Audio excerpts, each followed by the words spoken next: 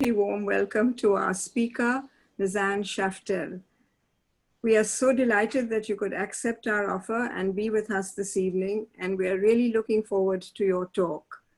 And I extend a warm welcome to everyone on behalf of the chairman, Mr. Shir Sagar, and the trustees of the CSMVS, our beloved Director General, Mr. Sabyasachi Mukherjee, who sends us his very, very good wishes, Dr. Rajendra Shinde, our co-host from Xavier's College, Ancient Indian Culture and Archaeology. Xavier's College, as you know, is an autonomous college in Mumbai. And I welcome Professor Dr. Anita Rane Kothari and Professor Jason Jacob and the entire tech team for all the support that you've given us. So with these brief words, I'd just like to make a few announcements about our forthcoming programs. The next program is on Thursday, the 1st. Am I audible? Am I audible? Yes, ma'am. Yes, ma'am. Okay, the first program next Thursday is on the 24th. Chirodeep Chowdhury will be addressing us on the typewriter. The topic of his title is Typewriter Tip Tip. And this program is held jointly with the CSMVS, the Museum Society, and Godrej Archives. The following Thursday, which is the 1st of October, we have a talk by Dr. Zehra Jumabhoy and Mr. Girish Sani. This has been designed as an ongoing series, and it's called Past, Present, Heritage, and Contemporary Culture. And I think Zehra has joined us from Wales. Welcome, Zehra, and I hope you enjoy this evening as much as we do to present it. The topic of that event will be Brown Britain, Indian Art, Imperial Encounters, and Diasporic Dreaming. On the 6th of October, which is during the week which we call the Joy of Giving Week, as you all know, we have a lot of outreach programs that we conduct with several NGOs. And this program has been spearheaded and led for many, many years by our dear co-member and member of our executive committee, Mrs. Marina Datta. And it has been curated by Marina and Mrs. Aarti Vakil, also one of our executive committee members. And on the 6th, we are going to be experiencing with Catalysts for Social Action, a group of about 700 children who come from Maharashtra, Madhya Pradesh, Goa, and Odisha, who will be participating from their homes through their TVs on an interactive program on Gandhi and his Salt March. This program will be conducted in Hindi, and we will be sending you the links for all these events, and we do hope you will join us. I think that's all for my announcements for right now, and I extend a warm welcome to Dr. Ms. Shaftel, and I'd like to say a few words. You will see in the middle of this lecture that certain questions pop up, and those have been put in there deliberately. As you know, we have a lot of students who are now participating in the museology and conservation program of the CSMVS and other institutes. We had an exercise with these students and they came up with some really, really good questions. So we have inserted them into this talk and shared them with Anne Shaftel so that this makes it a more meaningful evening for all of us. Anne Shaftel's work is at the forefront of Thangka conservation. As you heard, her title is Conservation of Thangkas and the questions and concerns that arise from the conservation. Since 1970, she has worked in conservation of Buddhist art for governments, museums, universities, dharma centers, and monasteries, and is fellow of the International Institute for Conservation, fellow of the American Institute for Conservation, member of Canadian Association of Professional Conservators, ICOM, and ICOMOS. Her international monastery preservation project called Treasure, Caretaker, and Training, which has a website, www.treasurecaretaker.com, won the prestigious Digital Empowerment Foundation Chairman's Choice Award. Her lectures, seminars, research, and numerous publications continue to serve as valuable resources in museums and monasteries. Preservation of Buddhist Treasures resource, a free online resource written in response to preservation questions from monks and nuns, includes a comprehensive and richly illustrated section on Tanka preservation. Tanka preservation, as you will see as the evening progresses, is as complicated as the Tanka form itself, a complex composite art form spanning centuries and continents and still evolving. In this interactive talk titled Conservation of Thangkas, and Shaftel will address a few questions and concerns which arise when either a lay person or an expert thinks of Thangkas and their conservation. It will include important fundamental points of the Tanka forms, history, purpose, preservation, evolution, and the complexities of preservation of this sacred art form. She will cover literally the DNA of the Tanka. So welcome Anne Shaftel to the Museum Society of Bombay and our other co-hosts, the Xavier's College and our beloved CSMVS. And I now hand you over back to the tech team to start the lecture. Thank you very, very much for joining us, everybody. Hope you enjoyed the evening. I'm sure you will.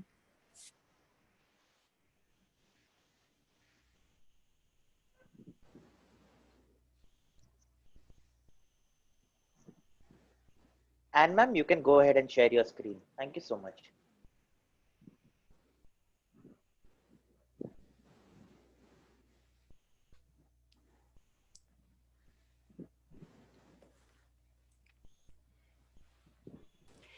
Thank you so much, Feroza and Jason. I really appreciate this invitation. And I also would like to express my gratitude to my Buddhist teachers, to conservation colleagues and mentors, and to the funders who have enabled me to be able to work and concentrate on preservation of Buddhist art through 50 years' time. Thank you. I also welcome everyone who's here today with us for this Zoom, and to those who are taking the time to watch the video in the future. Thank you so much for joining us, and I welcome you. Tonka preservation, and this webinar is about your questions and your concerns. Tonka preservation is as complicated as the Tonka form itself, which is a complex composite art form spanning centuries and continents and still evolving. This event is based on your own Tonka questions and concerns and will include fundamental points of Tonka form, history, purpose, preservation and evolution, and the complexities of preservation of the sacred. Many of you have already watched. Ma'am, could you, sorry to disturb you. Could you share your screen? It's not visible.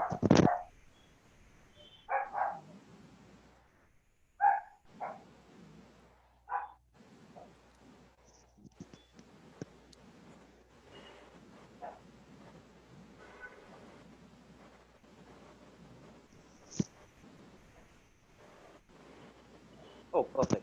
You'll have to go to the slides and you can put it on full screen.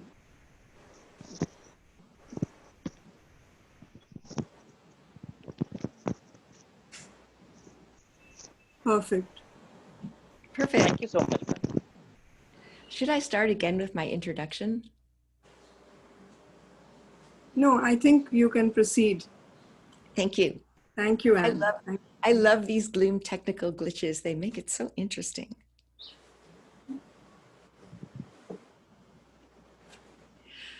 So I actually have spent quite a bit of time putting step-by-step Tonka form information into this comprehensive Tonka webinar, and here's the link.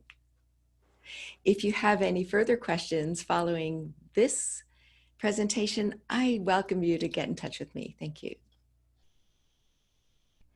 Summing up, Tonka conservation science.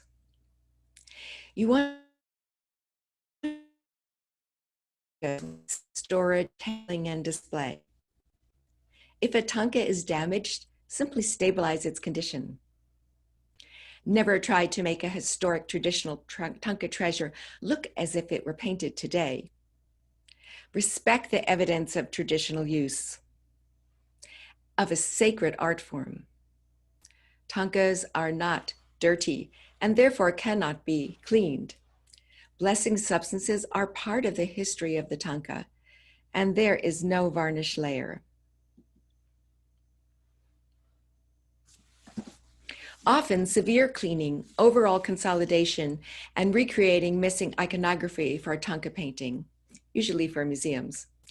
Because you want it to appear clean and new is never successful, and you can create permanent change and damage. If you want a new-looking Tanka, have a new Tanka painted by a traditionally trained Tanka painter and the textile surround sewn by a traditionally trained tailor. They exist and they're waiting for you. Tanka is a sacred art form, but conservators work with cultural heritage treasures from diverse world religions. Discussion about sacred art is so interesting because sacred is a definition that is intangible, and yet we are dealing with tangible objects, things that are made of atoms and molecules. A big question for people on a very personal level and a professional level is, what defines something in a material object as being sacred? Is there a line up to where it's not sacred and then it becomes sacred? Or is it something in its physical makeup that makes it sacred? What kind of ceremony or whom can transform it to being sacred? Can something happen to an object during its history that make it either sacred or that erases its sacred qualities? A lot of these questions are addressed in Preservation of Buddhist Treasures resource. We wrote this in response, direct response to questions from monks and nuns and their community members. And it's illustrated with their questions and images from monasteries. It includes sections on text preservation, wall painting preservation, and emphasizes documentation. We teach documentation in workshops in a way that's completely confidential within each monastery, because the monks and nuns are doing the documentation themselves, and therefore they can keep all the information confidential. This is so important, and we teach a way to use their own smartphones. It's low-tech and effective. We emphasize video interviews of elders because elders hold the history of sacred objects. Safe storage. Emergency planning and disaster mitigation is so important. That's all included.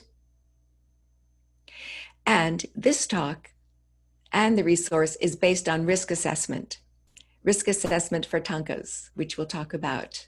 Risk assessment for Buddhist treasures, whether in monasteries or in your collection, includes water, pollution. We know about pests, especially monkeys, for example. Human choices. The pandemic is now a risk. Theft, earthquake, fire, temperature and relative humidity, and light. Risk assessment, you may think is so scientific, but actually when we present it in our workshops, and we'll be using it today, every monk and nun has many examples of how these risks appear as threats to their own monastery treasures in their own monasteries. Very enthusiastic and practical. I love these workshops and working in monasteries. Tanka preservation is a huge section of our resource. It's going to be over 500 pages, and we're still working on it. Tanka is a complex composite object. I like to call them Tanka sculptures. If you see a Tanka hanging outside in a tent, or in a monastery where you have drafts from windows or butter lamps, etc., people walking by. It waves like a sculpture. It behaves like a sculpture, not like a flat painting. After all, it has so many components. It has wood, metal, painted textile, heavily brocaded textile. It has leather cords sometimes. They're all put together in a sculpture form that sometimes is at war with itself and very difficult to preserve. Most people think of Thangkas like this, that they see in many museums. Is it a Tanka if it's only the painting without its textile mounting? Is it a Tanka if it's only the textile mounting but without a painting or other iconographic panel in the middle? Usually, only the painting is in the picture for Tanka appreciation. The Tanka form is at war with itself. For example, the panel in the middle is sewn in tightly to its textile surround, and therefore changes in temperature and relative humidity cause them to react differently. If you were to have a Tanka resting flat in perfect storage, perfect low light levels, laying flat, temperature and relative humidity controlled, it would still deteriorate. It's what we used to call an object with inherent vice. In other words, the Tanka form itself is difficult to preserve because within itself it's deteriorating, and especially from traditional usage.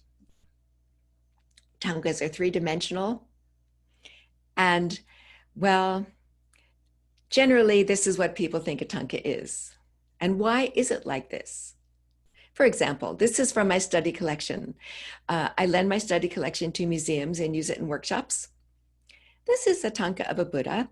It dates from the 1900s and was damaged in the Nepal earthquake. It was a present. It's complete Tanka form with the surround, the textile lining on the reverse, the yellow silk cover, wooden dowels top and bottom, flat ribbons that traditionally hang over the iconographic panel, which irritates a lot of scholars, cords to hold up the Tanka and hold up the cover. And did you know that the textile mounting has its own iconography?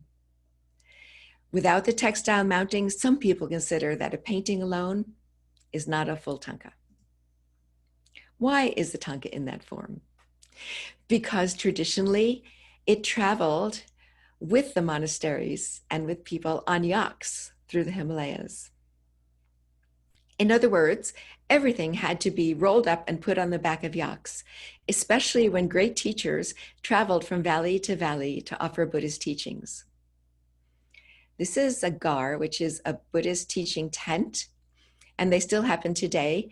And everything traveled on the yaks, including the Tankas, the texts, the tent, the robes, food, everything. That's why Tanka is traditionally rolled up. Here is a modern gar, or traditional meeting where you have many people coming to hear teachings by a great teacher. And they're unrolling the Tankas and hanging them up and then rolling them again.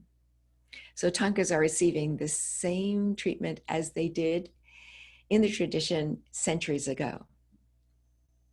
This causes splits in the support. By the way, the secretion you see is from blessing substances. It's not dirt.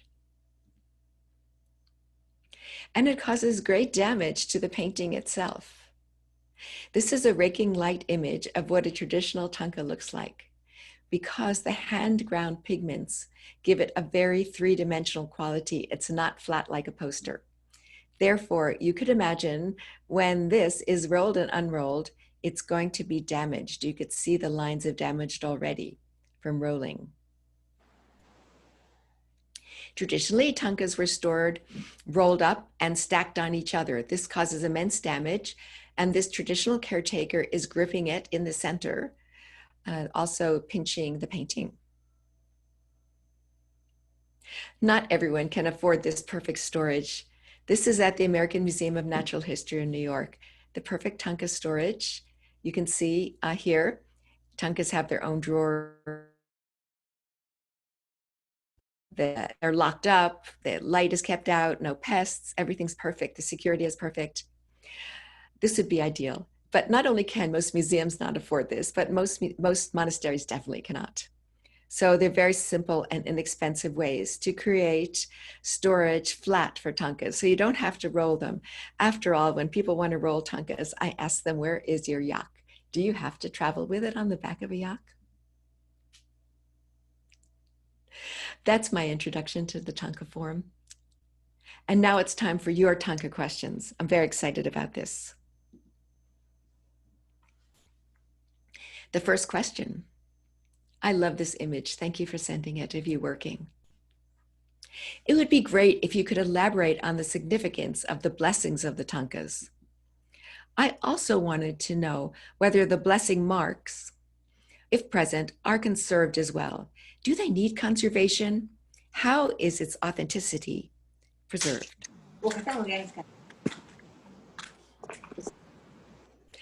Well, it's not just Thangkas that are empowered. Statues and even the stupa or chochen is empowered. You can see heaps of texts being put inside for an empowerment blessing. Plus, sometimes old Thangkas, because they're imbued with blessings, are put inside stupas as well. In answer to your question, empowerment, how does a Thangka get empowered to represent the energy of its deities? If there's no inscription, can you tell if it was ever blessed? Is a newer Thangka more blessed than an older Thangka if it was blessed by a great teacher? If your conservation treatment obscures the blessing syllables or symbols, does that affect the strength of the blessing? Are Thangkas still blessed if they have been in a museum for a century, for example, rolled up in storage? What about the blessings substances? This is a Thangka that has blessing substances. The chopan, or shrine offerer, might flick blessing substances towards the shrine, and the Thangka also. And this is, accretions are part of the history of the object, whereas these dots are fly specks. You know, there was a conservator who goes around and gives out little wooden sticks that are used for barbecues. And he teaches monks and nuns to gouge out the fly specks and the traditional blessing substances to make it look clean, but actually you're just causing a lot of damage and removing history of the object. This Thangka is not dirty. The darkness you see is from offering substances, butter, lamp smoke, and incense grit. It is truly impossible to remove because there's no varnish layer like in Western paintings. You'd have to definitely create deep change and disturbance and perhaps damage to Thangkas to make it look new and clean. Please leave it as it is. This is a blessed Thangka, totally blessed by hand and footprints of a master teacher through the centuries, and someone cleaned it. And you can see that it did not have a very good result. If you're asking about the blessing syllables on the back, this transmitted light image of this painting. By the way, I'm not brushing it with a brush. I didn't want to point because it's not polite. So I use the brush to indicate where the blessing syllables are. This transmitted light image shows you the blessing syllables, the head, the heart, and the body. Omahum, plus handprints and signature. Here is the master teacher, the 16th Karmapa, doing his handprints and signature on the back of it. You know, scholars are also very interested in the blessings. For example, these scholars are looking at the inscription on the back to see whose handprints as empowerment is there. Some Buddhists believe that the back, which has the empowerment, is actually more valuable due to the blessings than the front, which has the iconography. That's how important the empowerment is. So you're to have a great question. This is a genuine empowerment. And this makes me very sad because this is a fake. It's a fake Thangka here I'm pointing to because it was sold as old, but it's new. That's what a fake is. And someone put a fake handprint empowerment and the syllables are in the wrong place. It's very disrespectful. There are Thangkas with elaborate textural inscriptions on the reverse and with iconographic labels on the front. Thangkas and text go together. Centuries ago, not many people read. So in order to understand what they were to visualize in their meditation practice, they had a picture of the text. Many Thangkas have inscriptions and empowerment as text on the back. Often, due to the rolling and unrolling and storage, it gets damaged. And in order to have it translated, we use apps on our phone for post-capture light enhancement. The blessings on the back are significant. However, if you don't see a blessing, it does not mean that it was not blessed. A great teacher might have gone by and flicked rice or just said a prayer, and it's equally blessed. Again, post-capture app on the phone to bring up inscriptions front and back and empowerments that are no longer visible. I have concern with modern teachers to write their empowerments. They're using whatever ballpoint pen or marker that somebody hands them. This is from a great artist and meditation master, Kamtrul Rinpoche, in 1970. He used a ballpoint pen for his signing and his date, which he rarely did, to bless a Tanka. This is a rare example. And by now it's all faded because the ballpoint pen faded. These are not empowerment syllables. They're just marks on the Tanka that show you perhaps the collector's mark or where in the temple it was to hang. Custom stamps. So thank you for that question.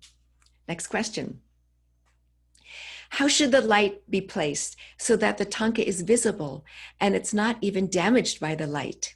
Very good question. Let's refer to our risk assessment chapter. Risks to Thangkas. Light is a big one. Bright sunlight can equal 30,000 lux, but dyes and textiles start to fade at 50 lux. Okay, Thangkas look pretty good, some of the old ones, because in previous centuries in older monasteries, windows were tiny and electric lighting was just not available or even invented centuries ago, so that the overall light exposure was significantly lower than it can be now. Rooms were darker. Museums work with this very need for exhibition lighting to keep light levels low as 50 lux. So what they do is that the entrance to the room is darker so that your eyes slowly adjust. And with a lower level of illumination, you can see quite well, like in old monasteries. Just have to adjust. So if you want to prevent light levels to your Tanka, in answer to your question, filter the sun from the outside, control your lighting in the inside. Choose your light bulbs carefully and turn off the lights when no one is there. Modulate the light coming through the windows. Replace any old tube lights with LED lights. It's very simple. With light, as with other risks to Thangkas, prevention is the best cure. Here are some examples of probably what you're asking me about.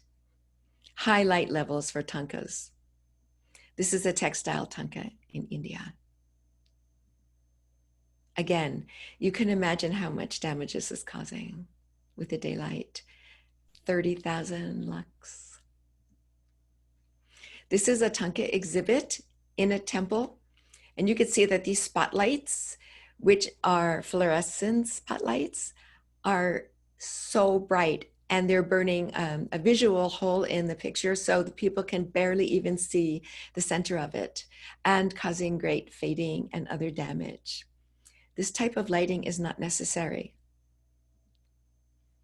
This is from a museum in India. They've since changed it, where they had for decades a fluorescent tube on top of this Tanka in display, and the fine cover deteriorated. This is a temple in Hong Kong where the light comes in from the outside and there's fluorescent lights on top, and a temple in Bhutan where fluorescent lights on top and the sunlight's coming in below. What can we do? It's simple. LED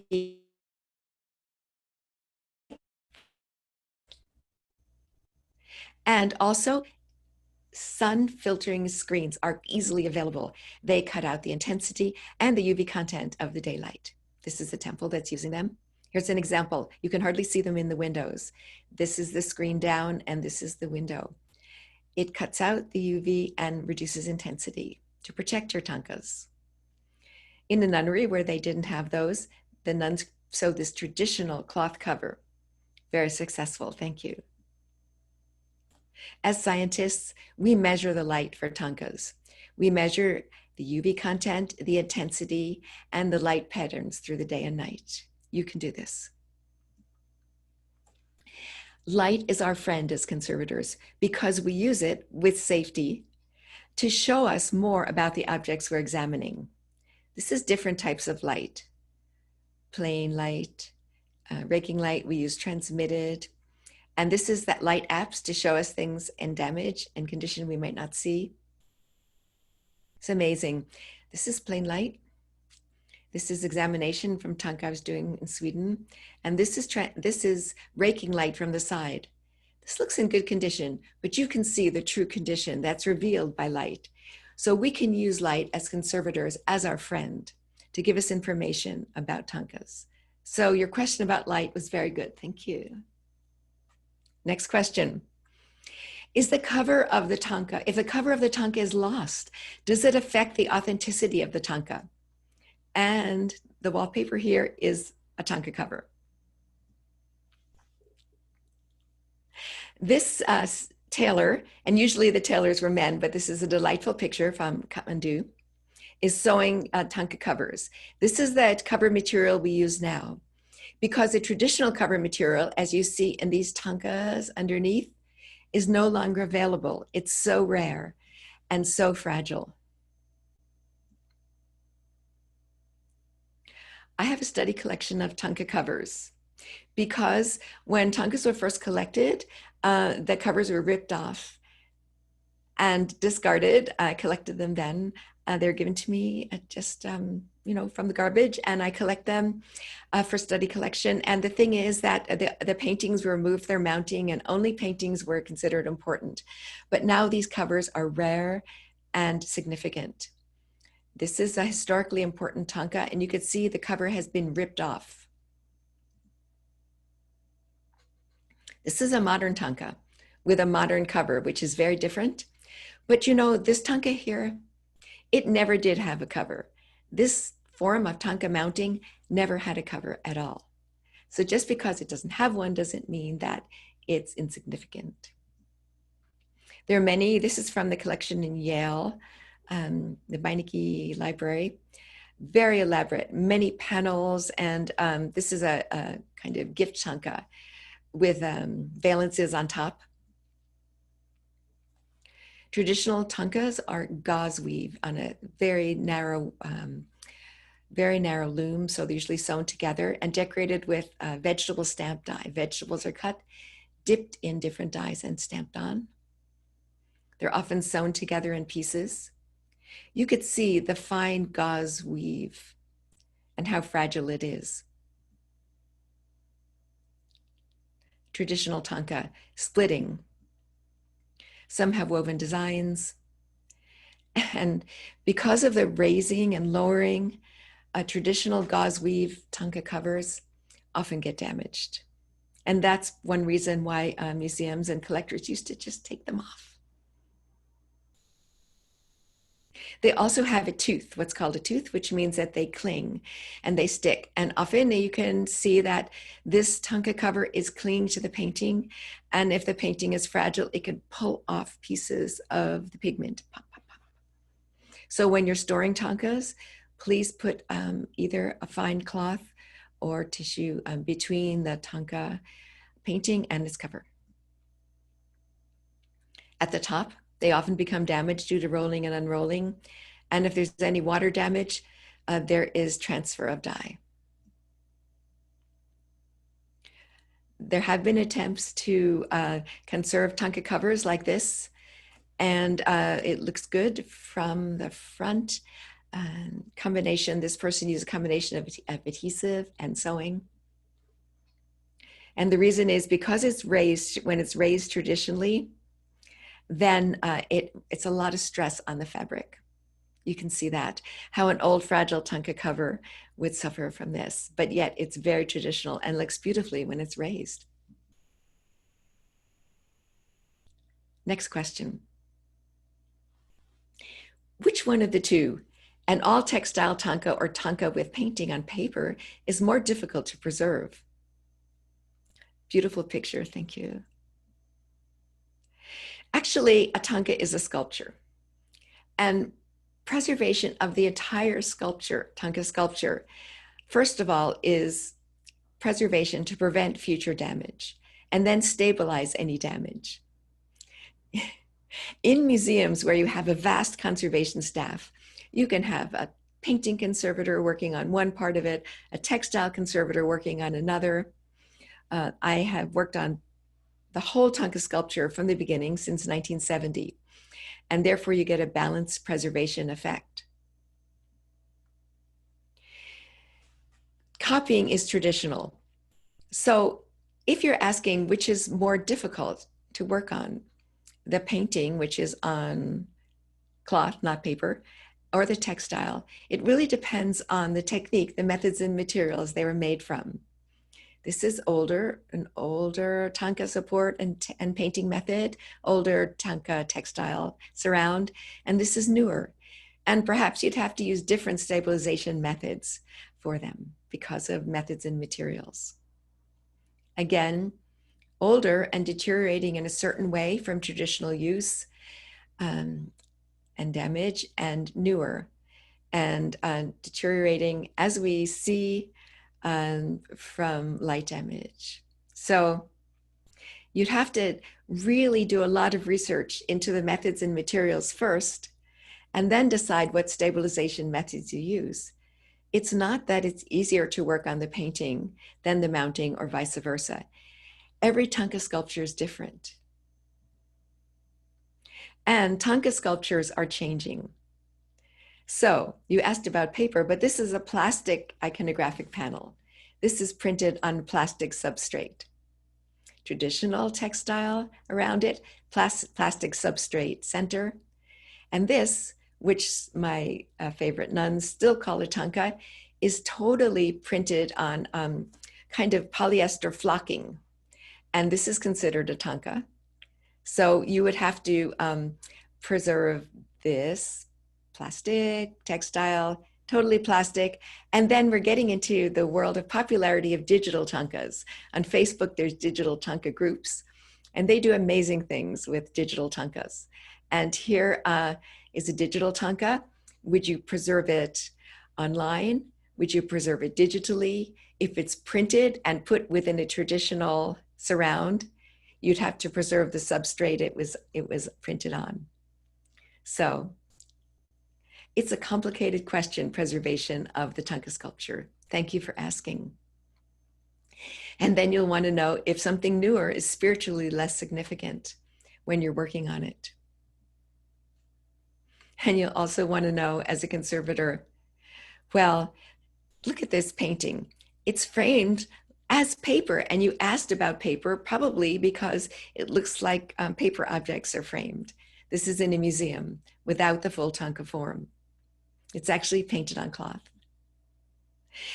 Complicated and difficult is the preservation of large textile Tankas. Very complicated. You can see this is in use. And that's because if you look on the reverse of a textile Tanka, it's so complicated in its construction. I would say this would be a real challenge for you. So thank you for asking that question. Next question. And we're running out of time, and I want some questions from our audience today. So I'll go a little faster. Gemstones and the benefits of owning a Tanka, according to Buddhism. I think to the second question, it's not so much that you would own it, that you would go buy it and then own it. It's more that it's there for you to be inspired by.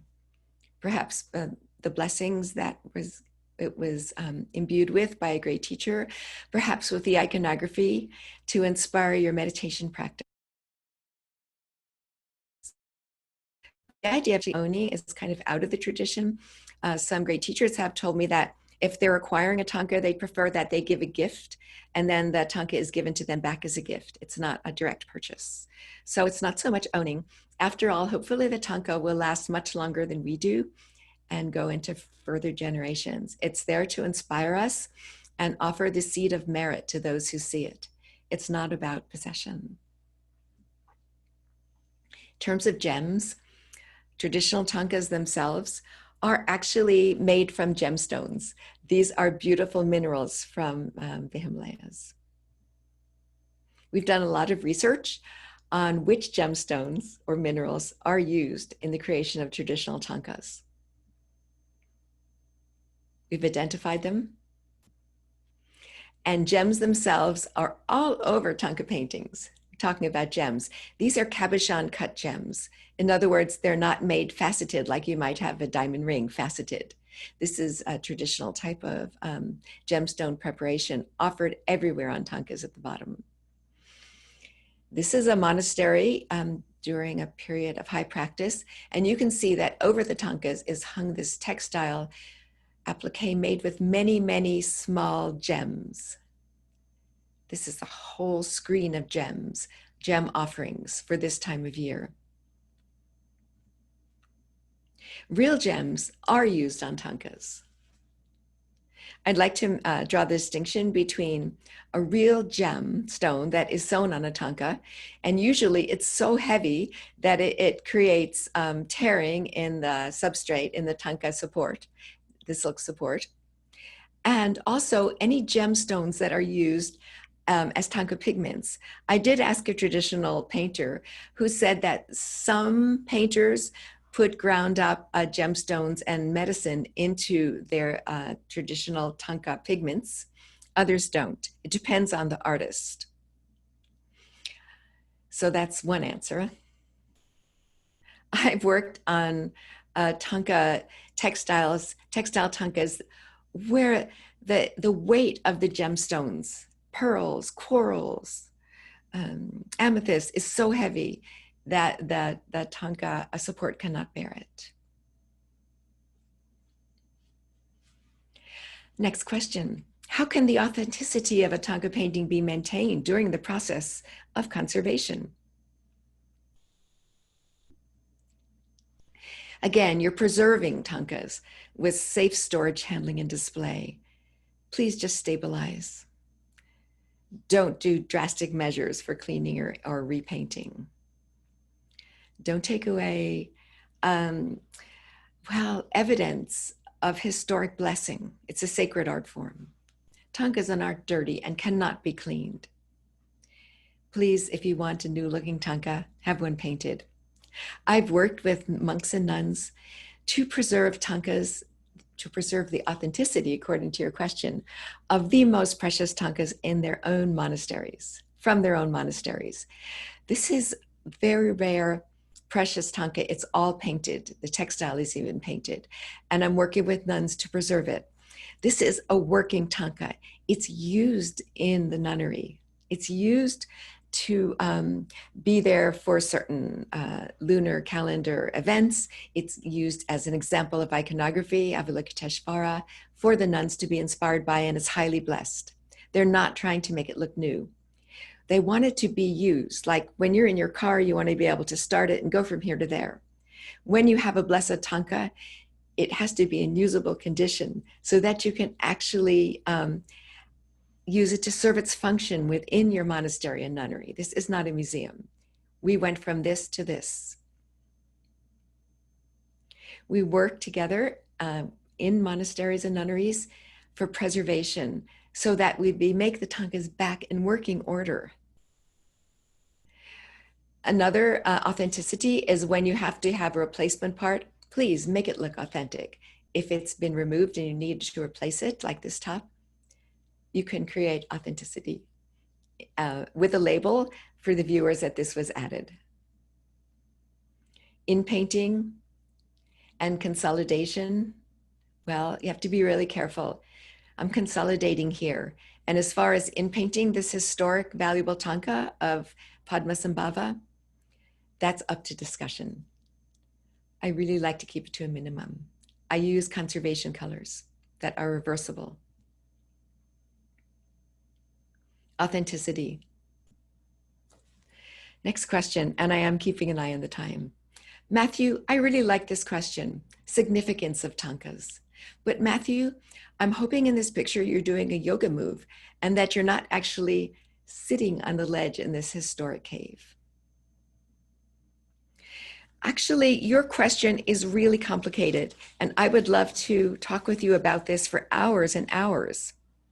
The word significance is a value judgment, and conservators are told to not use value judgment words. For example, we're trained to approach every Tanka as a great masterpiece and every work of art as unique, so that we don't say this is worth more financially, so I'm going to give it more time. But then again, the person that's paying you to do the work, your funder, might say, this is a hugely valuable Tanka, and we're going to hire you for a year to stabilize it. Whereas this is modern and it doesn't need much work. It's sometimes up to the owner, museum or monastery, the significance. In terms of a conservator, please be careful of your use of significance, because so many people feel that the word significance is financial significance, and that has no place in conservation. To understand significance, you have to understand the methods of material of how something is made. For example, there's iconographic significance, and you may lose elements of iconography due to damage. But also it has to do with significance in terms of how it's made due to where it was made. And there are different techniques through the centuries. And in one part of the Silk Route, from another part of the Silk Route, you'd have different Tanka techniques depending on where the painter was trained.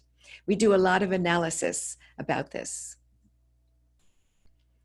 This is, for example, from eastern part of the Silk Route, and you could see it has a significance due to the age and the iconographical content.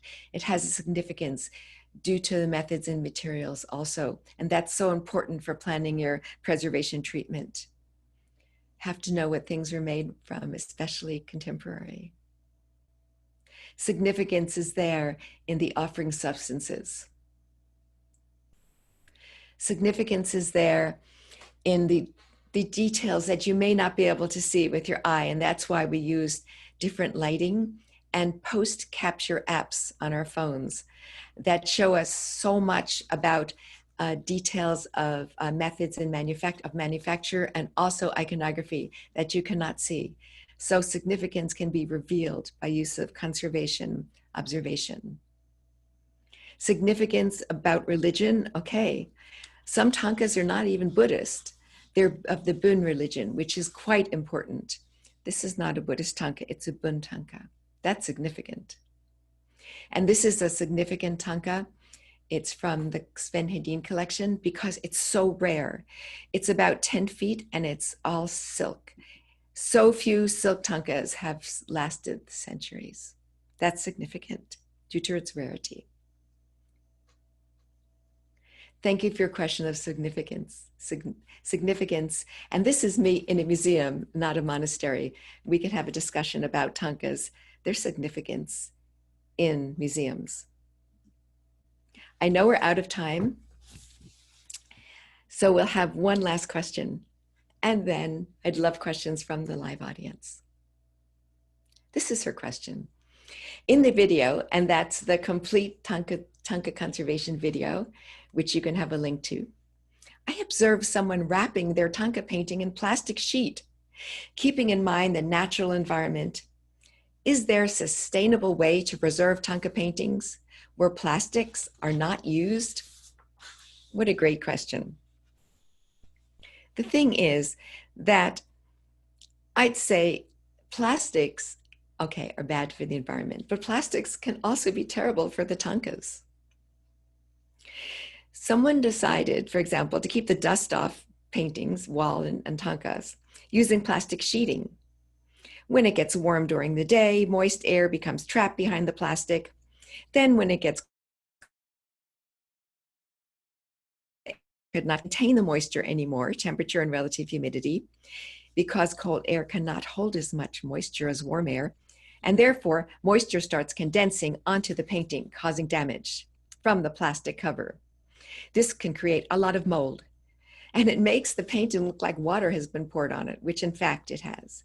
So you don't want to trap air next to your vulnerable treasures when you know there'll be changes in temperature and relative humidity, because that creates condensation, either in framing or wrapping with plastic. This is covered in our risk assessment chapter in the resource. Here you have mold behind the plastic glazing in this Tanka framing technique. You could see the mold growing. This nunnery has plastic over its paintings. It's there to prevent monsoon damage, but actually it creates more damage from condensation and mold growth. Behind her, you could see that the beautiful wall painting is there, but its iconographical features are not even visible. I really don't recommend the use of plastic, either on wall paintings or on Thangkas. And this is very common. People feel they are preventing damage to their Tanka during the monsoon, but actually you're getting a lot of condensation and mold growth inside. It's really not recommended. And I know the question was about sustainability, but I'm actually very concerned about the use of plastics on Thangkas as it creates damage. This entire statue is wrapped in plastic, and that would be a lot of plastic for the landfill, indeed. That's to keep it dry, and this is right before it was consecrated, also to keep it from people's view, because it had to be blessed and consecrated in a big offering ceremony. And so it was wrapped in plastic. I do understand your concern, and science is developing new substances that are biodegradable that can replace plastic in these uses. And hopefully, for example, like Tyvek, they can allow some exchange of air so that you don't get condensation.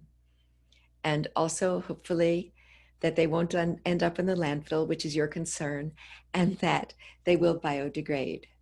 So it's a very good question, and it has brought up other uses of plastic which are damaging to our Thangkas. As a matter of fact, new Tanka forms are in fact plastic themselves. And so will this calendar Tanka end up in the landfill after its date is gone? You find these all over the Himalayan region, calendar Tankas. And next year, what will happen to it? It's entirely made of plastic. And again, this is a traditional Tanka, but new Tankas have their iconographic panel printed on plastic substrates. There, I've kept to our time. I so appreciate the questions of the students. Thank you. And if I haven't had time to fully answer your questions, students, please get in touch with me after. I'd be delighted to Zoom personally with you and we could talk about your questions further. And now for the other guests on this Zoom live today who haven't had a chance to send me their questions, I'm here for your questions. And for those that will be watching this presentation in the future in video, I also be very interested in hearing your questions, and we could have a Zoom and discuss your Tanka preservation questions. Again, thank you.